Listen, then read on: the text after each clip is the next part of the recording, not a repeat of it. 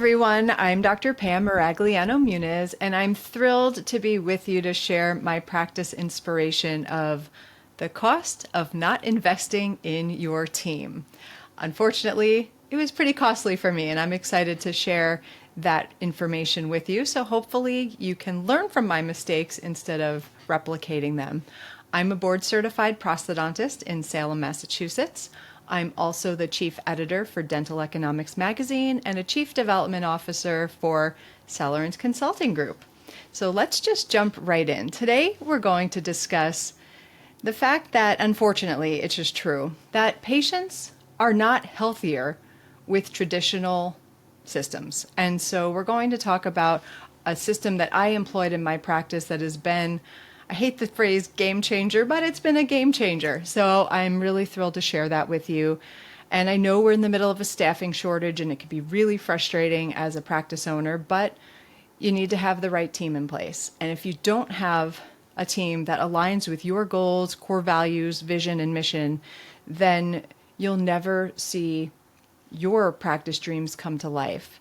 And we'll also talk about how this partnership with specifically your dental hygiene team can lead to better outcomes, not only for the patients, but also for your restorative solutions, satisfaction for yourself and for your team, enhanced revenues, which is really great. And also, for me at least, this has led to recruitment of more dental hygienists and obviously retention of the ones that I have. So before I go any further, I would like to thank Seattle Study Club for the invitation and also EMS Dental for facilitating my presentation today. So if this statement resonates with you, it certainly resonated with me for the longest time. I mean, you guys are part of Seattle Study Club. It's one of the most premier study clubs that exist, at least in this country. And I've invested in myself and CE and hands-on workshops by all of my dental heroes. But up until the past few years, I just sort of expected my other team members to go to my regional dental conferences, or if there's something they wanted to go to, they could go do. But I didn't create systems and educate and empower my team to employ those systems. And so if I invest in me and try to raise the bar in the way my practice is, dentistry's in the back, hygiene's in the front, in the back side of the office, but I'm kind of using older systems in the front, I feel like there's a disconnect there. And that's sort of the disconnect that I had had for a really long time. I'm also a former dental hygienist. That's me in the middle of that picture from back in the 90s. I can't believe it's been 25 years since I've graduated dental hygiene school. But up until a few years ago, I was doing and witnessing the same exact dental hygiene visit that I learned back 25 years ago. Now, I don't know how long you've been a dentist or a practice owner, but are you doing all of the same things and using the same materials and techniques from 25 years ago? I mean, maybe for some things that are like tried and true, maybe, but with the way technology is changing and efficiencies are getting built into the practice and digital workflows and this explosion of technology, I think you can appreciate that there are efficiencies and profitability that can be built into your practice by employing new techniques and technology. And so we were doing the same thing over and over and over again for decades. And this approach to the traditional dental hygiene appointment has been what pretty much everybody's done for the better part or a little bit over a century. And guess what? I'm just here to tell you, we're not getting people any healthier by doing this. Caries is still the most prevalent disease in the entire world. And 91% of adults, that's like pretty much everybody, is impacted by dental caries at some point in their life. And that's just caries.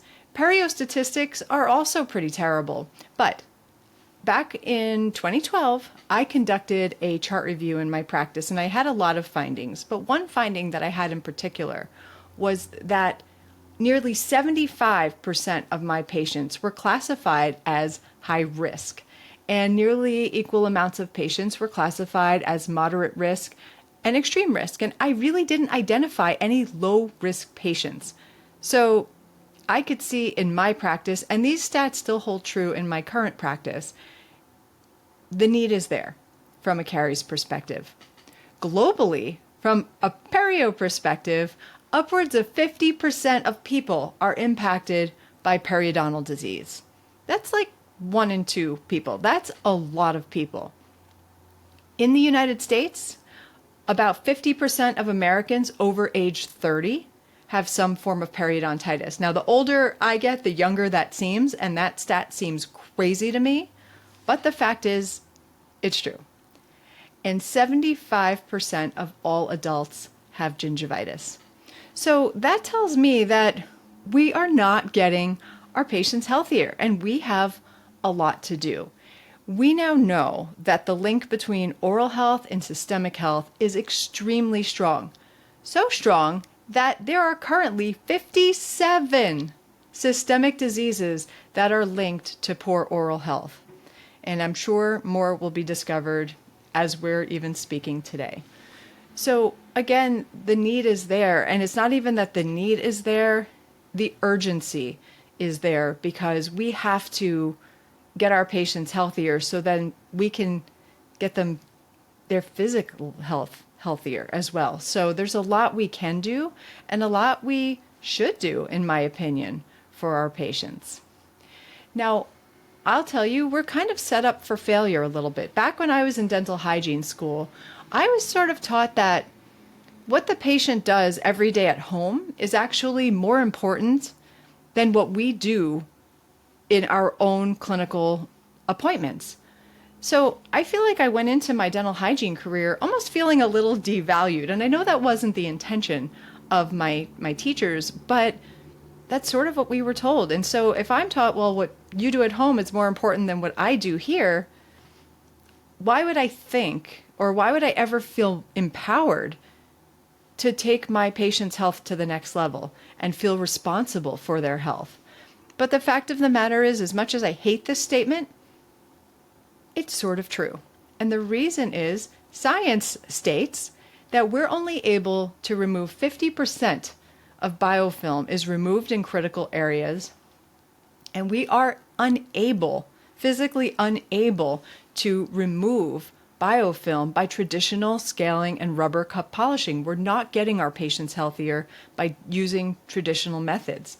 And so we have to change it up. We've got to do something different. It's an absolute must. The other thing is, we're so programmed because of third-party payers that patients should come back in 6 months. And the fact of the matter is this: biofilm matures and is destructive to the periodontal tissues in about 3 months. So if we're waiting 6 months to see somebody, that biofilm is like alive and well and thriving and doing all the things that it shouldn't be doing. So maybe we need to rethink our systems and rethink what we're educating our patients with so that we can get them in and get ahead of the disease process instead of continually chasing it every 6 months. Now, this is funny. I love this because here I am saying, we've been doing this the same way since at least I was a hygienist in the 90s. But back in the 70s, Doctors Axelson and Lindy state that professional profis with systematic disclosing and motivation, meticulous biofilm removal, and in their experience on 257 patients with 30 years follow-up, they're not experiencing caries, and there's zero attachment loss. So where's the disconnect there? Well, I'm just going to take you back for a second and share a little story with you about my practice. Now, in my practice, we were just sort of going through the motions. That's just what it was. And when I bought my practice, I maintained the team, and patients really weren't getting healthier. The practice wasn't really thriving. And I certainly wasn't professionally satisfied by what was going on in my practice. So during the pandemic, I decided to replace my entire clinical team. Now, looking back, it sounds a little crazy because I didn't know there was going to be a staffing shortage, but That is what I did. And I felt that I wanted to do better and I wanted to do more for my patients. And I also felt that I needed a team that saw things my way and that were motivated in the way in which I'm motivated and had a similar vision. So I just sort of have this slide up because this is my vision and this is what I share with my team and prospective employees. And if you don't align with this vision, then you're just not the right fit for my practice. And that includes, and I have to applaud EMS Dental for introducing me and the dental community to guided biofilm therapy, or GBT. This is a whole approach to the dental hygiene appointment, and it's really interesting because I was a little scared at first when I was going to integrate this, but I also felt that if my patients weren't getting healthier, I have to do something, and I really think that this might be the answer. So I sort of, honestly, I liked the science, I liked the approach, I had no idea how it was going to work in my practice, so I sort of invested in it, in the equipment, not the company, the equipment, closed my eyes and sort of jumped in with both feet. And obviously, I don't have the time to go over all of the things today. This is like a day course in and of itself, but I want to just bring a couple of things, to your awareness. So this is an 8-step approach to the dental hygiene appointment. And what's interesting is it's different. So there's some things that are very similar, but maybe we're doing them in a different way. But the first part of the appointment is where we educate and motivate our patients about their periodontal status. We do that via disclosing and voice-activated periodontal charting and having that conversation about oral systemic health, making at-home product recommendations. I used to wait to the end of the appointment to bombard them with perio recommendations, restorative recommendations, recall frequency recommendations. And so their head is spinning by the end of the appointment and they just want to get out of here. But when you're motivating them and educating them at the part of the appointment where they're the most engaged, that is where the magic happens. So the first part of the appointment, all about hygiene perio recommendations, and it's really, truly magical. From there, we also employ disclosing agent. And this disclosing agent is one of my faves. It has the ability to sort of diagnose what the biofilm looks like. Is it old biofilm? Is it new? Or is it acidogenic? And so that is the type of way that we can get in there, educate our patients, but also give us an idea of what we're dealing with from the standpoint of the oral environment.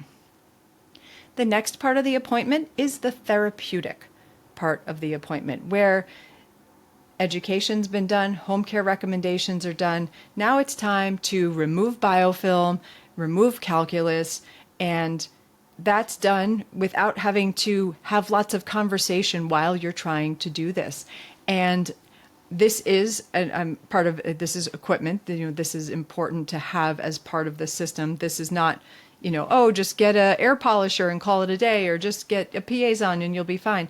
It's a whole system. And if you don't do the whole thing, you don't reap the whole benefits. So Airflow Prophylaxis Master, for example, is intended for subgingival use. Not all air polishers are. So like I said, this system is particularly special. The powder that's used, an erythritol-based powder, and it can be used anywhere in the mouth on any sort of restorative material. And just check out what that looks like with implants. I can't tell you how many years I futzed around with plastic scalers trying to clean around an implant, and look how well this can be done, and it can be done really quickly. In addition, traditional prophy paste can destroy the cavo-surface margins of some of our restorations. So just keep that in mind when your patients are crunching away on prophy paste after their dental hygiene visits. So there are ways that we can do it better, have their appointments more efficient, but also preserve the life of our restorations and our hard work. Finally, the last part of the appointment is when I walk in and do my periodic exam. And I love this because I'm reinforcing the recommendations of my dental hygienist, but now they're engaged because I'm in to talk about restorative. And so now I'm partnering with my hygienist, whether it's part of the treatment planning part of the appointment, or if I'm embarking on a restorative treatment plan, I'll have my hygienist see my patient throughout the course of their restorative therapy. I'll have them in for a quick airflow before we prep, before, after provisionalization, before final impressions, before delivery, so that we can keep our patients' tissues in tip-top shape throughout their entire part of their appointment, but also as we move forward. And I find that to be incredibly important. The other thing that's important about this whole system is that it takes less time. Instead of shortening my dental hygiene appointments, I keep them at an hour each, and that allows my hygienist to have more time to do other things, like educate patients, scan them, provide bacterial testing. Sometimes they're scanning for occlusal guards or periotrays, or, they can educate and maybe incorporate oral probiotics or laser therapy. And all of this can be done as part of a standard dental hygiene appointment. And it's really been amazing for my practice. It's also amazing for our patients when we see them come in and they've got bleeding everywhere, attachment loss, and every single time they come in, they're getting healthier and healthier. And this has become a routine for my practice. Now, I know we're in the midst of a hygiene shortage, a staffing shortage. And if you refer to Levin's practice survey or Dental Post survey in dental economics, what do they want? How do you get and retain your team? Have an amazing culture. Allow them to practice for a long time so their backs and their shoulders and all of the things don't hurt. And challenge them with technology advancements and changing your systems within the practice.